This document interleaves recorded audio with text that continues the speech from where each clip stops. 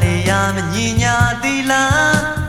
ဘယ်မှာလေအော်ငါဘဝအသက်ရှင်လိမ်သွားစမ်း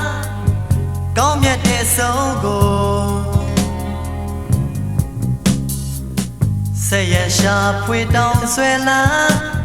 ရှင်သန်နေထိုင်မမြဲတဲ့အခိုက်ဟာမှန်တရားလားတွေးကြည့်တငယ်ချင်းရေ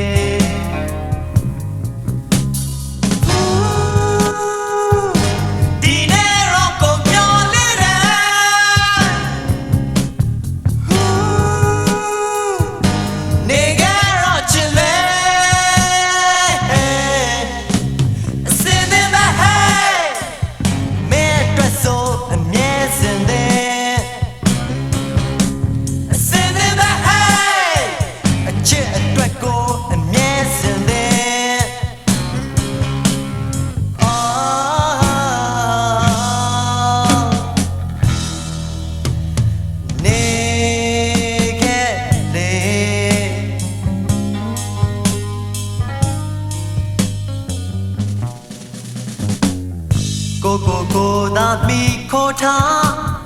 လွယ်ကူရာကိုအခက်မှာခက်ကြောင်ကိုပြုသမျှအကျိုးနဲ့ကံမဲ့လေရဲ့ရဲ့ပင်လဲဝင်ကပါခီအချိန်သာကုန်၍မပြောင်းတဲ့ဘဝကို